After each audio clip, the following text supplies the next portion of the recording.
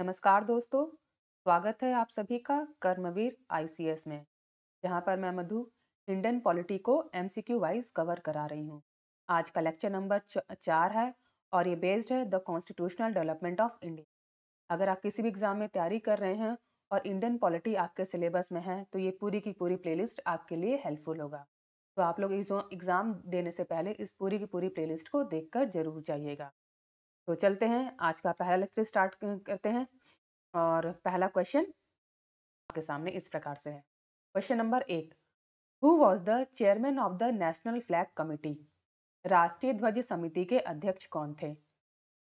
आपके ऑप्शंस हैं C Rajagopalachari, B doctor Rajendra Prasad, C JB Kripalani या D doctor B R Ambedkar. तो पहले क्वेश्चन का आंसर क्या हो जाएगा?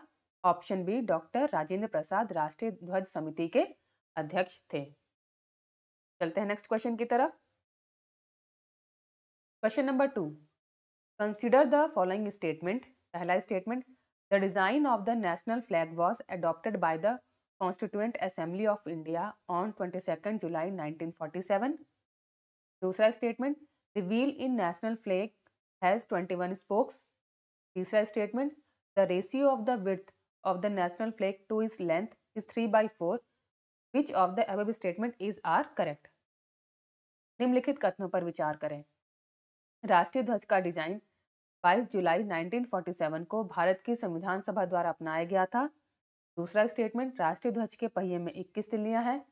तीसरा स्टेटमेंट, राष्ट्रीय ध्वज की चौड़ाई का अनुपात इसकी लंबाई में 3:4 है। तो उपरोक्त में से कौन सा कथन सही है? तो दूसरे क्वेश्चन का आंसर क्या हो जाएगा? बताइए इसमें से कौन सा स्टेटमेंट सही होगा? तो जो स्टेटमेंट पहला है कि the design of the national flag was adopted by the constituent assembly of India on 22 July 1947, यही एक स्टेटमेंट इसमें सही है। बाकी नीचे के दोनों स्टेटमेंट हैं ये गलत है और हमें इसमें से सही कथन का चुनाव करना है। तो जो ऑप्शन बी देखिए, वन ओनली, इसका आंसर हो जाएगा। पहला स्टेटमेंट ही इसमें करेक्ट है। चलते हैं नेक्स्ट क्वेश्चन की तरफ। Question number 3, When was the third reading of the Indian Constitution Assembly started? भारतीय संविधान सभा का तीसरा वाचन कब प्रारंभ हुआ? आपके ऑप्शंस हैं ए 14 नवंबर 1949, बी 14 नवंबर 1948, सी 25 नवंबर 1948 या 26 नवंबर 1949। तीसरे क्वेश्चन का आंसर क्या हो जाएगा? ऑप्शन डी 26 नवंबर 1949 को ही भारत संविधान का तीसरा वाचन प्रारंभ हुआ था। चलते हैं नेक्स्ट क्वेश्चन की तरफ। Question number 4, the constitution of India was completed on. भारत का संविधान कब पूरा हुआ था? आपके ऑप्शन हैं ए जनवरी 26 1950, बी नवंबर 26 1949, सी फरवरी 11 1948 या D none of the above is correct. चौथे क्वेश्चन का आंसर क्या हो जाएगा? ऑप्शन बी नवंबर 26 1949 को भारत का संविधान पूरा हुआ था। तो B is the right answer. चलते हैं नेक्स्ट क्वेश्चन की तरफ। Question number 5, Indian constitution was adopted by the constituent assembly on. भारतीय संविधान को संविधान सभा द्वारा कब अपनाया गया था? आपके ऑप्शंस हैं ए 26 नवंबर 1949, बी 15 अगस्त 1949, सी 2 अक्टूबर 1949 या डी 15 नवंबर 1949। पांचवें क्वेश्चन का आंसर क्या हो जाएगा? ऑप्शन ए 26 नवंबर 1949 को ही भारतीय संविधान को संविधान सभा द्वारा अपनाया गया था। तो A is the right answer. चलते हैं नेक्स्ट क्वेश्चन की तरफ। Question number 6, the constitution of India was adopted on which date. भारत का संविधान किस तिथि को अपनाया गया था? आपके ऑप्शन से ए 26 जनवरी 1950, बी 26 नवंबर 1949, सी 26 जनवरी 1949 या डी 15 जुलाई 1949। तो छठे क्वेश्चन का आंसर क्या हो जाएगा? Option B 26 November 1949। चलते हैं नेक्स्ट क्वेश्चन की तरफ। Question number 7, constitution of India came into force on. भारत का संविधान लागू हुआ। भारत का संविधान किस दिन लागू हुआ ये आपको बताना है। आपके ऑप्शन है ए 26 जनवरी 1950, बी 23 जनवरी 1950, सी 15 अगस्त 1947 या डी 26 दिसंबर 1949। तो सातवें क्वेश्चन का आंसर क्या हो जाएगा? ऑप्शन ए 26 जनवरी 1950 को भारत का संविधान लागू हुआ था। चलते हैं नेक्स्ट क्वेश्चन की तरफ। Question number 8, mention the correct date of the last meeting of the constituent assembly of India. भारत की संविधान सभा की अंतिम बैठक की सही तारीख बताइए। आपके ऑप्शन हैं ए 26 नवंबर 1949, बी 5 दिसंबर 1949, सी 24 जनवरी 1950 या डी 25 जनवरी 1950। तो आठवें क्वेश्चन का आंसर क्या हो जाएगा? ऑप्शन सी 24 जनवरी 1950। चलते हैं नेक्स्ट क्वेश्चन की तरफ। Question number 9, January 26 was selected as the date for the inauguration of the constitution because। जनवरी को संविधान के उद्घाटन की तारीख के रूप में चुना गया था, क्यों? हमें इसका कारण बताना है आपसे। तो आपका पहला है option, the Congress had observed it as the independence day in 1930। 1930 में कांग्रेस ने इसे स्वतंत्रता दिवस के रूप में अपनाया था। Be on the day the quit India movement was started in 1942। उस दिन 1942 में भारत छोड़ो आंदोलन शुरू किया गया था। या C it was considered to be an auspicious day, यह एक शुभ दिन माना जाता है। या D none of the above, उपरोक्त में से कोई नहीं। तो नवे का आंसर क्या हो जाएगा? Option A the Congress had observed it as the independence day in 1930। 1930 में कांग्रेस ने इसे स्वतंत्र दिवस के रूप में अपनाया या मनाया था। तो चलते हैं नेक्स्ट क्वेश्चन की तरफ। Question number 10, Indian constitution was adopted by. भारतीय संविधान किसके द्वारा अपनाया गया? आपके ऑप्शन हैं A constituent assembly, B British parliament, C governor general या डी इंडियन पार्लियामेंट। 10वें क्वेश्चन का आंसर क्या हो जाएगा? ऑप्शन ए कॉन्स्टिट्यूएंट असेंबली, संविधान सभा द्वारा भारतीय संविधान को अपनाया गया। चलते हैं नेक्स्ट क्वेश्चन की तरफ। Question number 11, constitution was adopted by constituent assembly on. संविधान को संविधान सभा द्वारा किस दिन अपनाया गया था? आपके ऑप्शन हैं ए 15 अगस्त 1947, बी 30 जून 1948, सी 26 नवंबर 1949 या डी 26 जनवरी 1950। तो 11वें क्वेश्चन का आंसर क्या हो जाएगा? ऑप्शन सी 26 नवंबर 1949 को संविधान को अपनाया गया था बाय कॉन्स्टिट्यूएंट असेंबली द्वारा। चलते हैं नेक्स्ट क्वेश्चन की तरफ। Question number 12, the constitution of India was enacted on 26 November 1949 by हूँ। तो क्वेश्चन क्या कह रहा है कि भारत का संविधान 26 नवंबर 1949 को किसके द्वारा अधीन किया गया था? आपके ऑप्शन हैं A constituent assembly, B governor general of India, C parliament of India या डी ब्रिटिश पार्लियामेंट। 12वें क्वेश्चन का आंसर क्या हो जाएगा? ऑप्शन ए कॉन्स्टिट्यूएंट असेंबली द्वारा ही इसको इनेक्ट किया गया था 26 नवंबर 1949 को। चलते हैं नेक्स्ट क्वेश्चन की तरफ। Question number 13, the constitution of India was adopted and enacted on. भारत का संविधान कब अपनाया गया और अधिनियमित किया गया था? आपके ऑप्शन हैं A 26 January 1950, B 11 February 1948, C 26 November 1949, D none of the above. तो 13वें क्वेश्चन का आंसर क्या हो जाएगा? Option C 26 November 1949। चलते हैं नेक्स्ट क्वेश्चन की तरफ। Question number 14, constitution day of India is celebrated on. भारत का संविधान दिवस किस दिन मनाया जाता है? आपके ऑप्शन हैं A 26 October, B 26 November, C 26 January, D 15 August या E none of the above या more than one of the above. तो 14वें क्वेश्चन का आंसर क्या हो जाएगा? Option B 26 November. चलते हैं नेक्स्ट क्वेश्चन की तरफ। Question number 15, B R Ambedkar was elected to the constituent assembly from. B R Ambedkar संविधान सभा के लिए कहाँ से चुने गए? आपके ऑप्शन हैं A Bengal, B Bombay presidency, C middle India, D Punjab. तो 15वें क्वेश्चन का आंसर क्या हो जाएगा? Option B Bombay presidency. चलते हैं नेक्स्ट क्वेश्चन की तरफ। Question number 16, year of birth and death of doctor B R Ambedkar.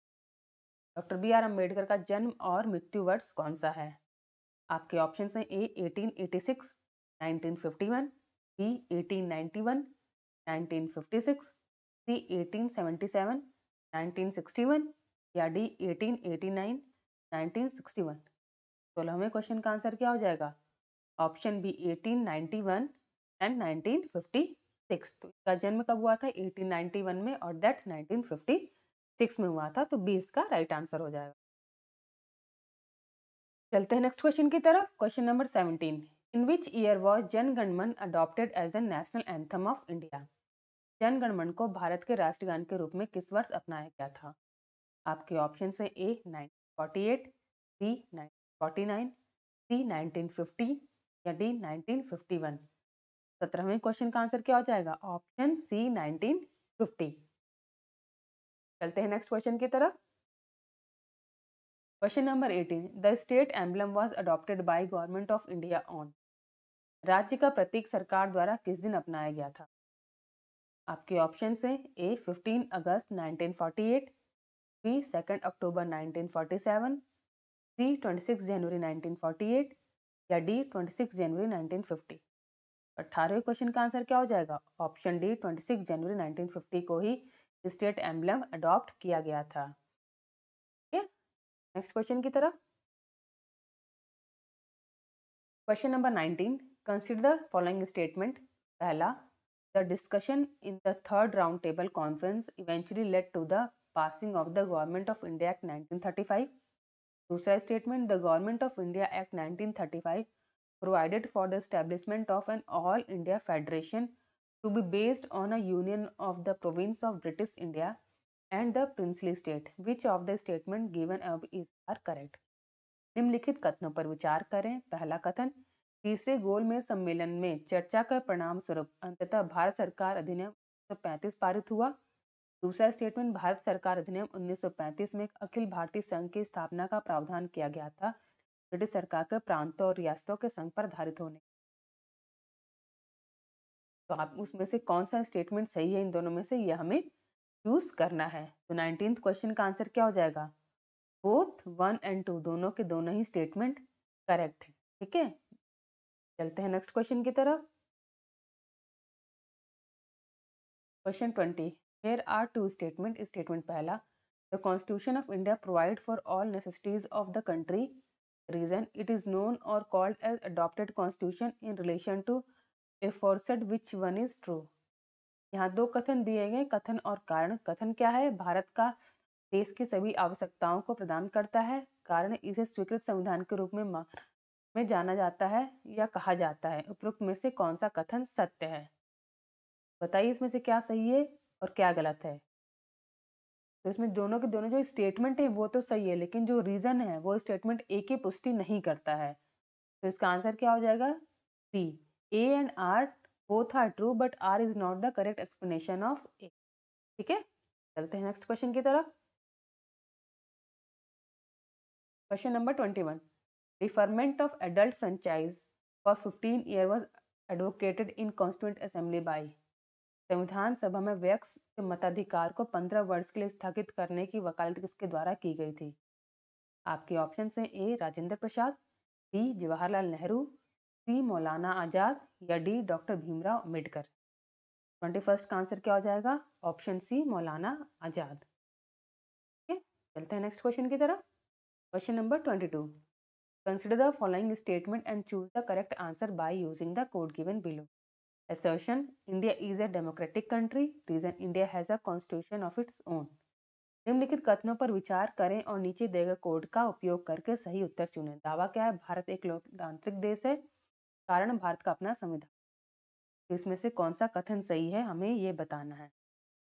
तो ये जो दोनों के दोनों स्टेटमेंट है, स्टेटमेंट तो बिल्कुल सही है दोनों, लेकिन जो असर्शन ए है और जो रीजन आर है, आर जो है वो असर्शन ए की पुष्टि नहीं करता है। तो इसका आंसर क्या हो जाएगा? Option B, both A and R true but R is not the correct explanation of A. तो B is the right answer. चलते हैं नेक्स्ट क्वेश्चन की तरफ। Question number 23। Who amongst the following advise that the Indian National Congress should be disbanded as a political party after the independence of India. निम्नलिखित में से किसने सलाह दी कि भारत की स्वतंत्रता के बाद भारतीय राष्ट्रीय कांग्रेस को एक राजनीतिक दल के रूप में से भंग कर दिया जाना चाहिए? आपके ऑप्शन हैं ए सी राजगोपालाचारी, बी जयप्रकाश नारायण, सी आचार्य कृपलानी या डी महात्मा गांधी। तो इसका आंसर क्या हो जाएगा? Option D Mahatma Gandhi. चलते हैं नेक्स्ट क्वेश्चन की तरफ। Question number 24, who was the president of Indian National Congress at the time of partition of India? Bharat के विभाजन के समय भारतीय राष्ट्रीय कांग्रेस के अध्यक्ष कौन थे? आपके ऑप्शन हैं ए जे कृपलानी, बी जवाहरलाल नेहरू, अबुल कलाम आजाद या डी सी राजगोपालाचारी। उपरोक्त में से कोई नहीं, उपरोक्त में से एक से अधिक। तो 24वें क्वेश्चन का आंसर क्या हो जाएगा? Option A J B Kripalani. चलते हैं नेक्स्ट क्वेश्चन की तरफ। Question number 25, in their nationalist reaction the founding father of Indian constitution tended to minimise the importance of minority interest and emotion, this view is credited to. अपनी राष्ट्रवादी प्रतिक्रिया में भारतीय संविधान के संस्थापकों ने अल्पसंख्यक हितों और भावनाओं के महत्व को कम करने का प्रयास किया। इस दृष्टिकोण का श्रेय किसे दिया जाता है? Option A Morris Jones, B Hardgrave junior, C Alexandrowicz, D Ivor Jennings. 25th का आंसर क्या हो जाएगा?